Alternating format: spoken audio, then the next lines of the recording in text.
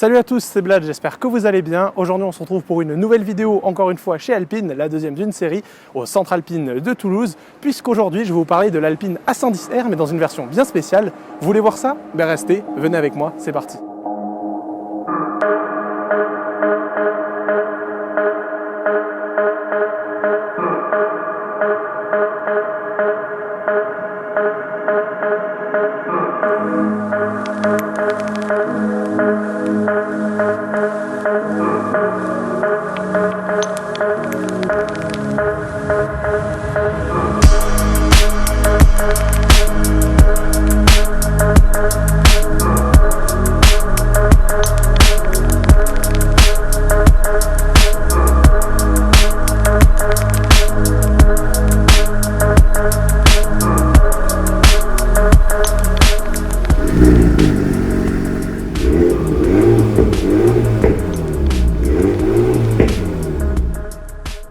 Déjà, des Alpine A110, vous en voyez pas beaucoup. Vous voyez encore moins d'Alpine A110S. Vous voyez encore moins d'Alpine A110 GT, parce que vous savez même que ça existe.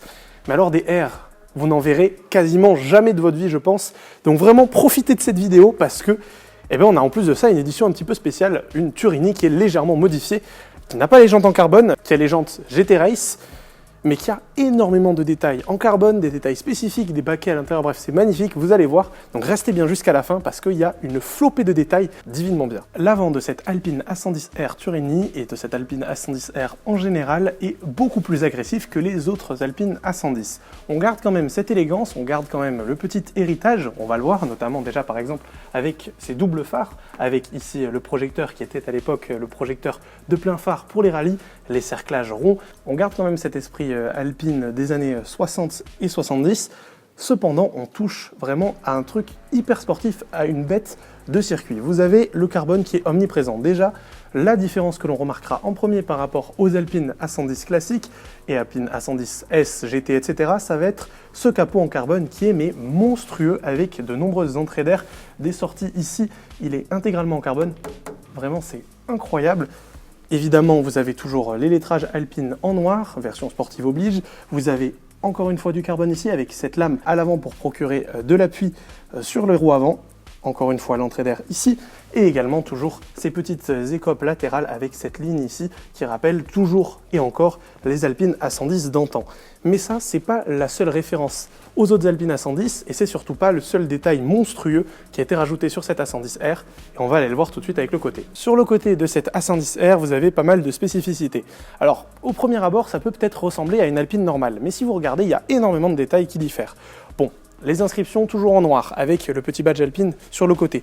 Ces jantes GT Race qui sont en noir également. Mais vous avez des freins spécifiques derrière, 4 pistons, Brembo toujours 320 mm qui sont vraiment faits pour la piste. Ceux-là avec le petit sigle Alpine en blanc et ils sont rouges.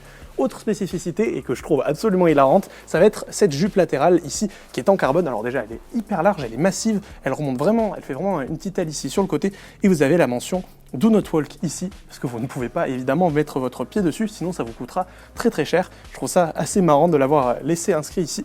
Et puis voilà, toujours, ça se voit encore plus avec ce bleu ici, ces galbes gigantesques avec ces lignes sur toute la partie de la voiture. Ici, on a quand même cette espèce de ligne inversée qui rappelle les premières Alpine A110, mais quand je dis les premières, c'est dans les années 60. Cette même ligne ici qu'on retrouve là, qui rappelle encore une fois ces Alpines, on en avait parlé dans la vidéo de l'AS, mais toujours cette découpe, etc. Ici, vous gardez le drapeau français, Cocorico. Et puis, globalement, c'est un côté qui est magnifique. Je vous parlais donc de la peinture qui fait vraiment ressortir les galbes. Cette aile arrière, elle est hyper sculptée, c'est magnifique. Vous avez ici une ligne là. Franchement, le reflet de l'éclairage, encore une fois, nous fait vraiment ressortir la peinture. C'est dingue, mais on va aller s'attarder sur l'arrière. L'arrière de cette Alpine A110R est bien spécifique et on a peut-être plus de modifications même qu'à l'avant. Déjà, le toit en carbone. Mais ce qu'on verra le plus, ça va être cette lunette arrière qui n'existe littéralement plus, qui est une pièce de carbone intégrale avec les petites ouvertures ici. On sent la chaleur du moteur, le troisième feu stop, la nervure. Et après avoir retiré la vis, vous pouvez aller ouvrir directement ici la pièce en carbone. Regardez, vous avez le moteur, les ventilateurs ici. C'est incroyable, il y a des trucs partout, c'est un truc de dingue.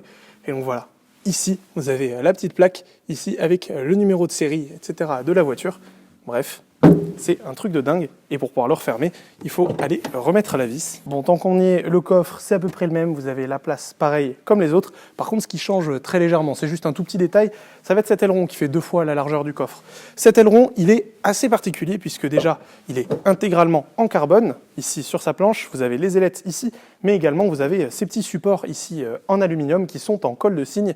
Alors, le col de cygne inversé, en fait, c'est cette manière de faire l'aileron comme ça, avec des supports ajourés, etc., qui sont typiques de la compétition GT3, GT4. Les premiers que j'ai vu faire ça, c'est Porsche avec la 992 GT3. Ici, c'est magnifique, c'est vraiment joli, et franchement, je trouve que ça donne un air incroyable à la voiture. Ça fait une sacrée extension, mais ce qui fait aussi une sacrée extension, c'est ici, à l'arrière. Vous avez, alors certes, le diffuseur qui ressemble un petit peu aux autres Alpines, qui est à peu près similaire, mais par contre, ce qui change du tout au tout, ça va être cette immense pièce de carbone ici, avec les ailettes là et là-bas qui sont hyper prononcées, et puis cet échappement central, double échappement en inox, imprimé en 3D, c'est une dinguerie aussi, c'est hyper joli, plein de petits détails. Franchement, cet arrière, il est dingue. Et puis toujours, inscription Alpine en noir, A110R en noir également, toujours ces feux transparents, vraiment, c'est une dinguerie, elle est magnifique. Bon, là, vous allez encore plus rire que pour la S, je vais essayer de m'installer, et je vais pouvoir vous faire un petit coup de son moteur. On recule un peu le siège. Alors, ça, c'est un point à noter. Vous avez des baquets qui sont en carbone, qui sont faits pour la piste, mais contrairement à beaucoup de marques, eh bien, ils sont encore ajustables.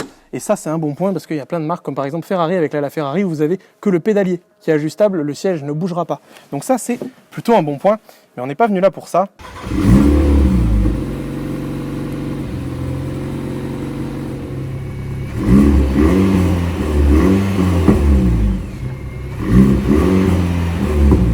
Bon, vous l'avez vu, la sonorité n'est pas forcément plus élevée que l'AS, pour la simple et bonne raison qu'en fait, les lignes avant 5000 km doivent encore se travailler elles-mêmes par la chaleur, etc. Mais également, vous avez le mode transport qui était encore activé sur celle-ci. Sur cette A110R à l'intérieur, vous avez déjà une spécificité, ça va se situer sur les portières, puisque sur cette portière, vous avez la petite sangle ici pour pouvoir tirer la portière qui est présente ici de ce côté-là quand vous voulez refermer la voiture. Toujours le drapeau français, toujours la microfibre, toujours l'insert couleur carrosserie. Par contre, ce qui va changer le plus, ça va être vraiment comment on sent ici à l'intérieur, pour une simple et bonne raison, ça va être ce baquet ici qui est monstrueux, qui est intégralement en carbone, valeur unité 8000 €. Il est donc en microfibre surpiqué gris, avec pas mal de zones ici moussées pour pas qu'on soit quand même avec le dos détruit, pas comme dans beaucoup de voitures de course. Et vous avez cette structure complète en carbone. Il est signé Sabelt, ce baquet, tout comme les harnais. Et là, vous voulez qu'on rigole? Allez, je vais essayer de mettre les harnais de mon côté, ça va être marrant. Ok, bon là, ça va être la galère de l'année. J'ai déjà eu 3 ans, j'ai déjà été dans une poussette, mais ok. Bon, après m'être fait aider, là c'est le moment de vérité. Hop, on clipse ça ici, on clipse ça là. Je cite, fais gaffe à tes coucougnettes. Donc on tire sans faire trop, ici, hop. On tire sans trop ici. Et donc après, vous prenez ça et hop, on tire ça ici. S'il y en a encore qui, comme moi, se posaient la question de pourquoi on ne met pas de harnais dans les voitures. Déjà, je viens de mettre 10 minutes à m'attacher. Donc si jamais vous êtes pressé pour aller chercher le pain, c'est mort. Au moins, vous pourrez peut-être le faire pendant le cold start. Puis là, je ne peux plus bouger. C'est-à-dire que la voiture bouge avec moi. Alors c'est super en termes de sécurité, c'est super sur circuit. Là, vous avez une position de conduite, vous ne bougerez plus jamais de votre vie. Mais c'est une dinguerie comment on est serré, on fait vraiment corps avec la voiture, c'est absolument génial. Et je trouve que ça rajoute vraiment à l'expérience de cette Alpine A110, encore plus du coup dans cette version R. On a vraiment l'impression de faire corps avec la voiture, c'est génial. Si on se pose vraiment, c'est absolument dingue. Et pour sortir, regardez, il suffit de tirer ça vers la gauche. Vous enlevez vos petits harnais ici, en faisant attention de ne pas perdre votre veste avec. Vous descendez le serre-coucougnette ici. Vous pouvez ouvrir la porte et vous êtes libre. Sinon, en ce qui concerne l'intérieur, eh bien je pense que vous pouvez, je vais refaire un trait d'humour, faire passer cette voiture en fourgonnette, puisque vous n'avez pas la visibilité arrière à cause du carbone, et donc pas de rétro central. Mais oui, il fallait y penser. Par contre, vous avez tout d'une pistarde. Donc, comme je vous l'ai dit, pas de rétro arrière, cependant. De la microfibre ici, du carbone ici, le compteur digital, l'écran, pas mal de boutons, la climatisation, cette console centrale ajourée ici, qui est absolument magnifique, toujours avec cette pièce d'aluminium. Ici, la petite plaque qui explique qu'elle est fabriquée à Dieppe, mais qu'il y a également des exemplaires limités. Celle-ci, c'est la 390, du carbone ici, les 3 boutons pour la boîte de vitesse à 7 rapports qui se pilote depuis les palettes en mode manuel ici. Franchement, on est hyper bien ici. Toujours de la microfibre, le marquage à midi sur le volant qui est en rouge cette fois-ci, comme les sangles sur les portières, le bouton pour les modes de conduite là, les commodos de Clio 4, les palettes, et puis ici vous avez un petit peu de carbone, encore une fois sur les aérateurs. Franchement, c'est un intérieur qui est vraiment dingue. Encore une fois la microfibre ici, les petits surpiqûres, enfin franchement c'est hyper mignon. Et puis pour ne pas oublier le détail le plus important, parce que vous avez beau faire du circuit, vous pouvez aussi écouter du Chopin pendant que vous le faites. Vous avez votre système audio focal qui est couplé du coup au système multimédia. Ah oui, et dernier détail incroyable, ça se situe ici. Regardez, vous avez les petits tapis de sol avec le logo Alpine, mais également là-bas, la petite plaque pour pouvoir poser vos pieds, le repose-pied pour le passager. Et ça, c'est vraiment stylé, je trouve. J'aime vraiment beaucoup. Oh, franchement, c'est le rêve, quoi. Alpine.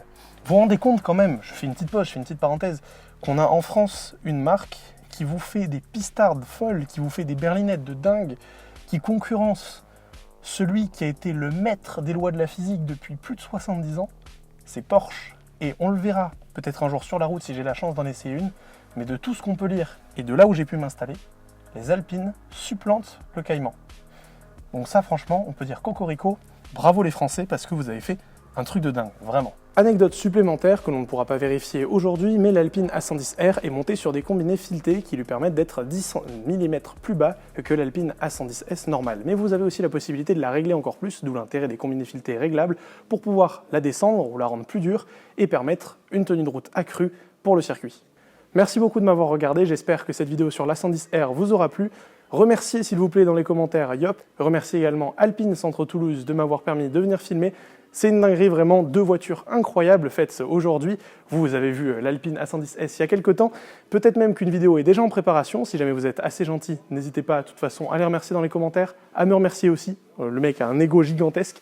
À vous abonner, à aller voir sur Instagram également. Vous aurez plein de photos, plein de teasers, de toute façon, de toutes mes vidéos, si jamais vous y étiez allé. Voilà, n'hésitez pas, ça fait toujours plaisir, ça me permet d'avoir ces opportunités. En tous les cas, je vous remercie beaucoup d'être resté jusque-là et je vous dis à la prochaine. Allez, ciao!